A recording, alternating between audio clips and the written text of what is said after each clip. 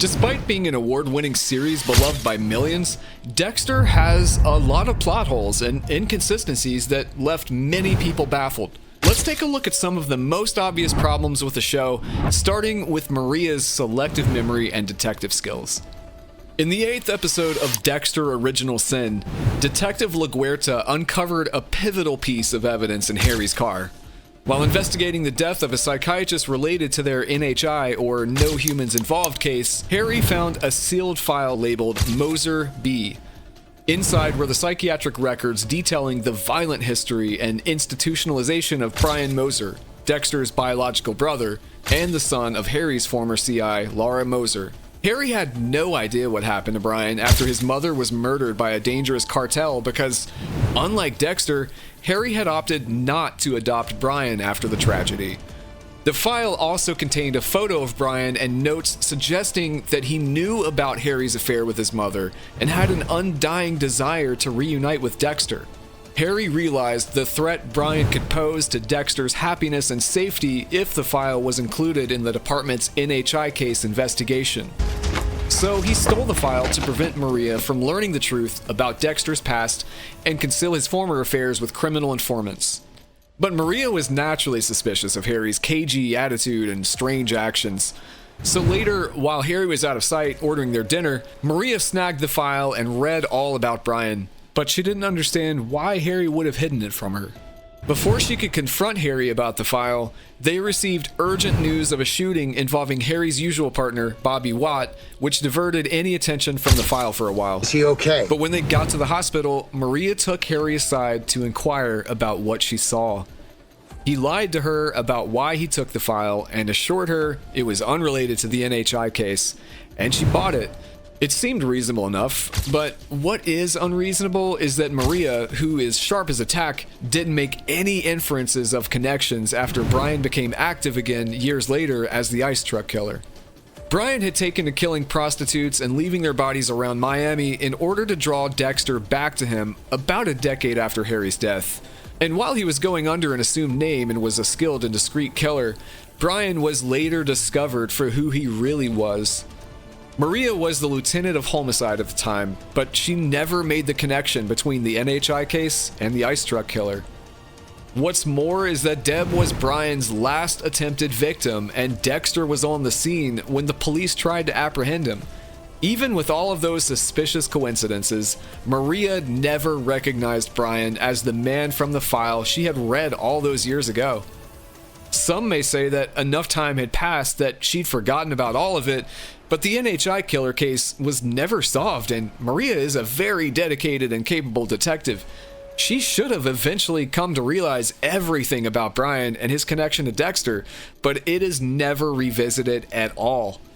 It's such a major plot hole that fans still discuss it to this day. But Dexter's storyline is filled with so many other plot holes that perhaps this one can be forgiven. One of the most overlooked plot holes in Dexter is probably the fact that he pulled off a murder inside of an airport. As season 7 kicks off, Dexter is shown driving like a madman, presumably to get away after Deb caught him in the act of killing the Doomsday Killer, Travis Marshall. Exactly. It's already a big enough plot hole that he wouldn't have barricaded the entrance to the church or heard someone open the giant heavy wooden door, but the show has an even bigger plot hole right after that. Dexter and Deb worked together to hide the evidence of his crime after she walks in. Even though she helped him cover up his crime, it would make sense that he would need to go on the run after being discovered by the lieutenant of homicide, even if it was his own sister. But the keen eye can catch that Harrison is not with him in the car. Surely he wouldn't abandon his own son with no explanation. So where was he really going? As it turns out, he was headed to an airport. Not to catch a flight, but to catch a killer.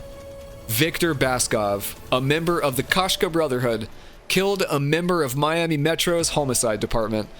After killing Mike Anderson, Victor went on the run. But he could not outrun Dexter. Dexter broke into Victor's house and was able to determine that the killer was on his way to the airport to catch a flight out of the country in order to evade any consequences for his crimes. Dexter was able to catch him in the middle of his escape, but the rest really didn't make any sense. Dexter caught the killer in the bathroom and injected him with sedative as usual to subdue him. After that, Dexter placed him in a wheelchair and rolled him out of the bathroom and strolled through the airport. It might make sense that no one asked any questions about a man being asleep in a wheelchair, being chartered by another person to their gate. But what does not make any sense is Dexter being able to wheel the unconscious man into an unused area for unclaimed baggage without being detected. Airports are some of the most heavily surveilled places in any country. So just effortlessly injecting a patron with a sedative and then bringing him into an area that is less frequented without anyone detecting, stopping, or even questioning him is preposterous. Dexter passes several cameras with Victor, yet somehow he is able to enter the shadowy room undetected, construct a kill room, and kill a man who is begging for his life without anyone being the wiser. Beyond even that, he manages to get out of the airport with the corpse, and still no one notices a thing. Some people make the joke about airline workers being lazy and disinterested, but how disinterested must one be to ignore an entire murder happening on the premises? The fact of the matter is that even with every single one of Harry's rules in place, there is no conceivable way that Dexter could have pulled off such a kill. He should have been stopped. He should have been detected, even if it happened later on, but no reckoning ever came. The writers of the show made it seem as if he could kill with impunity, even in a place that is more monitored than any place he has ever attempted to kill before. An airport is not a safe place to try to pull what Dexter pulled, and only an idiot would try to perform his ritual in such a space. Yet nothing ever came of it. He was able to kill a person that a major department of Miami's police force was looking for without so much as a second glance. The idea of getting past TSA with your laptop is already a ridiculous feat, but to go into a room you are not authorized to be in and remain there for as long as it takes to set up a kill room and then kill a man makes as little sense as anyone could imagine. It's like the writers were playing with us by including that in the show. It almost reads like fan fiction. The fact of the matter is that there is no way that Dexter would have been able to get in and out without raising suspicion from at least one person. Even more improbable is the idea that none of the people from the police force would have tracked Victor to the last place he was seen alive. Even though people affiliated with the Koshka Brotherhood were probably not very keen on speaking with authorities, what about the people who did not recognize the danger of speaking with police on the matter? Regular flyers who had no connection with the case. Many people must have witnessed Dexter wheeling the unconscious person of interest through the airport. The cameras must have caught him doing the same, and even with a full police investigation, nobody had any details. Again, it's simply ridiculous to assume that he would have been able to pull that off. One of the most glaring inconsistencies in Dexter was the decision to change his drug of choice from M99 to ketamine in the sequel series, Dexter New Blood. Initially, throughout almost all of Dexter's kills in the original series, he used M99 to incapacitate his victims before he killed them. This came after several messy starts as shown in Dexter Original Sin, where his victims were much harder to subdue, putting him at risk of being caught in the act. But for some reason, in Dexter New Blood, the Bay Harbor Butcher was presented as having used ketamine, an animal tranquilizer that was never even mentioned in the original series. When Dexter wanted to take out the drug dealer who almost killed his son Harrison, he went to a local woman in Iron Lake who took care of animals and asked for ketamine. He pretended like it was to help one of his animals, Vincent Van Gogh, but in reality, he was simply returning to his old ways of killing people after an almost decade-long hiatus. This could be explained easily enough, right? Perhaps he made the switch to ketamine because it was more easily accessible than M99 in Iron Lake. But the plot hole issues arise after Angela Bishop, the police chief in the town and Dexter's then girlfriend, started to investigate the Bay Harbor Butcher case of Miami. When she Googles information regarding the butcher, the search results all say that the killer used ketamine on his prey. It makes no sense at all and is obviously untrue. The writers retconned the drug for no known reason, and had they not done so, Angela's investigation into Dexter would not have been successful. Angela visits the same woman Dexter did to ask about who had recently bought ketamine from her.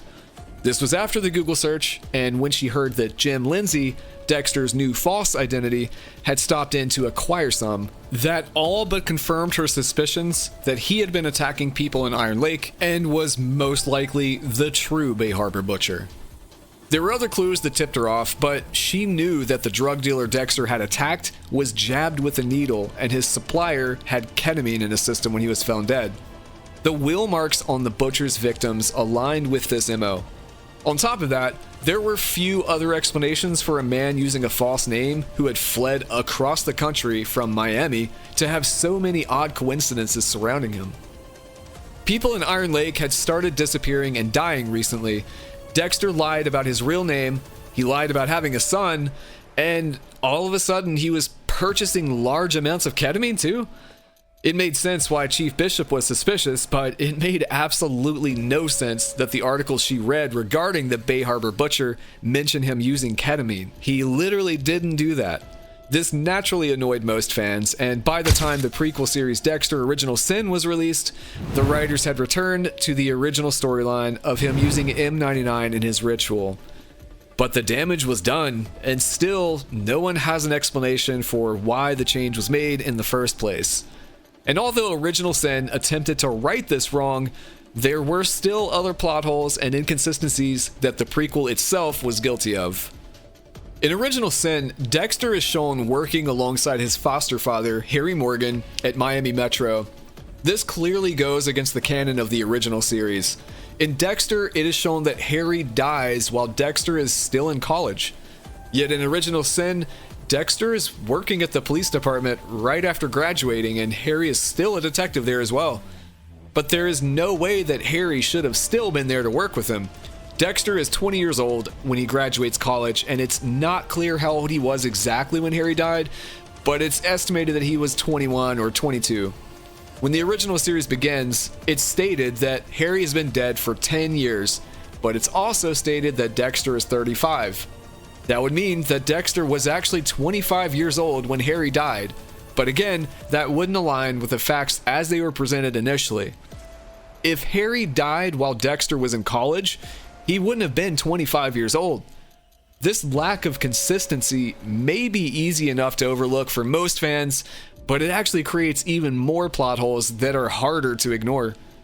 For instance, in season 2 of the show, Sergeant Dokes had told Dexter that he knew he went to medical school before working for Miami Metro, but that would be impossible if he worked at the department at the same time as Harry. In fact, in Dexter Original Sin, it's shown that Dexter decides against attending medical school completely and went straight into an internship with the homicide department as soon as he graduated with his undergrad degree. Had he attended medical school and still decided to become a blood spatter analyst, he would have started his career at an age closer to 25 or 26. Harry would have been long dead, and the two would have never had any overlap in their tenure at Miami Metro. There are other issues with the timelines presented in both Original Sin and New Blood. For instance, Deborah's age is retconned to be closer to Dexter's in Original Sin.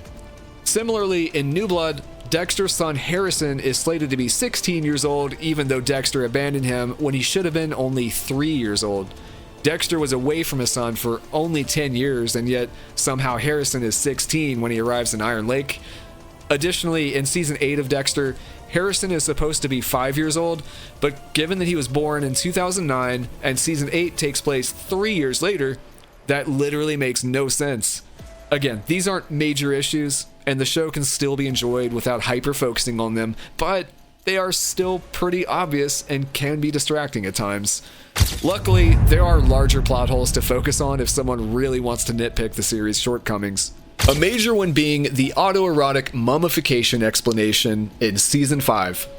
After Dexter killed Boyd Fowler, a man he suspected of being a serial killer, he was confronted by a woman named Lumen Pierce, who was meant to be Boyd's next victim. While at Boyd's property, Dexter discovered that Lumen was being held captive after she watched him kill her kidnapper. She had been taken and abused by Boyd and his friends, who became known as the Barrel Girls Gang. Even though she was afraid of Dexter at first, Lumen eventually realized he was not one of her attackers and sought his help in getting revenge against the actual perpetrators. Initially, Dexter was unwilling to compromise his life to help Lumen. He knew that it would only complicate matters for him and tried to send her back to her family. He takes Lumen to the airport and tries to ship her back to Minneapolis, but Lumen intentionally missed her plane, stayed in Miami, and went on with her plan to hunt down the men who hurt her. She lured one of the men to a warehouse one night under the false pretense of wanting to go on a date with him while in disguise. Known as Dan the Dentist, the man was indeed a part of the Barrel Girl gang, but Lumen couldn't pull off the murder on her own. She brought a gun with her and shot him when she had the chance, but he didn't die right away, and Lumen had to call Dexter for help. Dexter didn't even know that she was still in Miami, but since she had seen him kill Fowler, he knew the loose ends could come back to bite him. So he rushed to the scene to assist her, despite being in the middle of his own kill ritual. When he got to her, Dexter learned that Lumen's victim had managed to limp away and hide, but not without leaving a blood trail. And this is where one of the major plot holes comes in. Dan got away from Lumen, and she didn't know where he'd gone, but Dexter used luminol to detect his blood trail, and it led them right to him. But when Miami Metro is called to the scene to investigate the gunshots heard, Vince Masuka, a specialized and highly trained forensics investigator, doesn't seem to notice that the scene had already been sprayed with luminol. He follows the blood trail that Dexter illuminated, but doesn't even question the fact that someone had already used such a specialized substance on the scene of a potential murder that had allegedly just happened. The next plot hole in this scene is rooted in the fact that Lumen was not wearing any gloves and even changed clothes while she was on the scene, yet none of her DNA was discovered. Again, Vince Masuka is a brilliant forensics analyst. The Miami Metro team had to have gathered evidence from the crime scene like they would have for any other per protocol, and yet no one picks up Dexter or Lumen's DNA. Perhaps they could have overlooked Dexter's DNA being present. He was the one who found the victims after all. But how could they ignore the presence of an unknown woman when her DNA must have been all over that place? Not only that, but Masuka's explanation of autoerotic mummification being the cause of death for one of the men doesn't even come close to explaining the gunshot wound that Dan the dentist had, and it also fails to explain why his neck was snapped. Dexter finished Dan off by snapping his neck, but how does that fall into Masuka's explanation? It may have been a fun moment, but in the end, it simply makes no sense. Masuka has never misread a crime scene to that extent, and the fact that everyone just went along with it and there was no further investigation is even more confusing. And that isn't the only time that the show completely abandoned the basics of a forensics investigation. Again in Season 5, there is a laughably unrealistic moment that is almost impossible to explain. After Dexter learned that Lumen was kidnapped again by Jordan Chase, the leader of the Barrel Girls gang, he springs into action to save her. In his desperation to rescue Lumen from Jordan before it's too late, Dexter smashed the window of a random car with a rock and stole it to get to her. While speeding toward the camp where Lumen was being held, Dexter became distracted and lost control of the car. He flipped the vehicle in a violent crash and had to crawl from the car. The crash injured him a bit, but Dexter miraculously survived, only to realize that he had been found by Jordan immediately. Dexter was taken by Jordan at gunpoint and ended up restrained alongside Lumen at the camp. But while he was there, Dexter was able to get a knife from his kit, which he then used to free himself and stab Jordan in the foot. This allowed him to help Lumen get free after choking Jordan out while he was still reeling from the knife injury.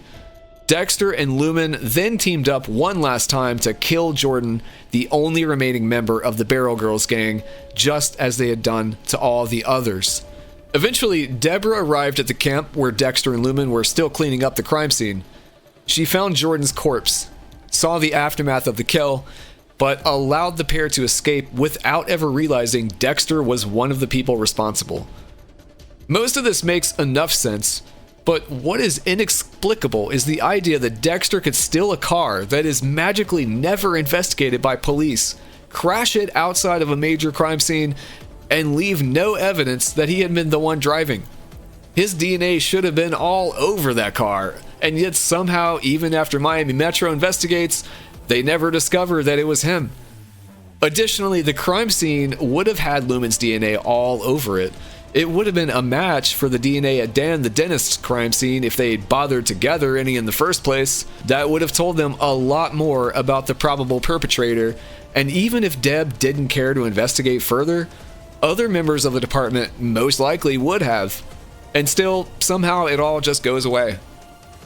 No one seems to follow up about the car crash outside of the camp, the DNA at the scene of Jordan's disappearance, or even the idea that Deb followed a lead that led her right to the camp, but came back to the office empty-handed despite following up on it and finding a mysterious crime scene covered in the blood of Jordan Chase. Jordan was a very prominent man, and yet there seemed to be almost no investigation into his disappearance at all. It's implausible that a man of his social relevance could fall off of the face of the earth with no one from his family or the major company he ran being interested in getting to the bottom of it. Overall, the finale of Season 5 seemed very lazily written, and the season as a whole is one of the most heavily criticized by viewers as a result. Dexter drives his boat into a hurricane and survives. After Deb dies, Dexter is completely dejected. Much like after Rita's death, he wanted revenge, but even that would not restore to him what he had lost. Even after he killed Oliver Saxon, the man who killed his sister, nothing felt okay. Realizing yet again that his lifestyle would only hurt the people he loved, Dexter decided that he only had one option. He decided to run from Miami, leaving his young son Harrison behind along with his partner Hannah McKay. Dexter has always been good at detaching himself from those around him, so it is understandable how he would arrive at a decision like that. Plus, if he really did care for his son, it would stand to reason that he didn't want to endanger him by sticking around. The same goes for Hannah, as well as his stepchildren Aster and Cody. In order to pull off his disappearing act, Dexter takes his boat, the Slice of Life, and rides directly into a hurricane that was plaguing Miami to fake his own death. The boat is completely destroyed by the storm, but somehow Dexter makes it out alive. How could this be possible at all? Hurricanes kill people all of the time, even those who are bunkered down, trying to protect themselves from them. Yet somehow Dexter Morgan was able to ride directly into one in an uncovered boat and make it out unscathed. It's utter nonsense. The writers tried to explain this away by claiming Dexter used the boat's life raft to get to safety, but where would that safety even be? Did the wind push his small lifeboat and an uninjured Dexter all the way to Oregon? If not, what shore did he and his raft wash up on? How is an entire boat destroyed by the strength of the storm, but somehow a flimsy rubber raft was not? The fact of the matter is that Dexter should have died in that storm, and originally the showrunners wanted him to die at the end of the series. The ending was rewritten for a few reasons, but it was written so poorly and with such a ridiculous conclusion that most fans were incredibly upset by it. In fact, this ending has been ranked by many critics as one of the worst finales in TV history, and rightfully so.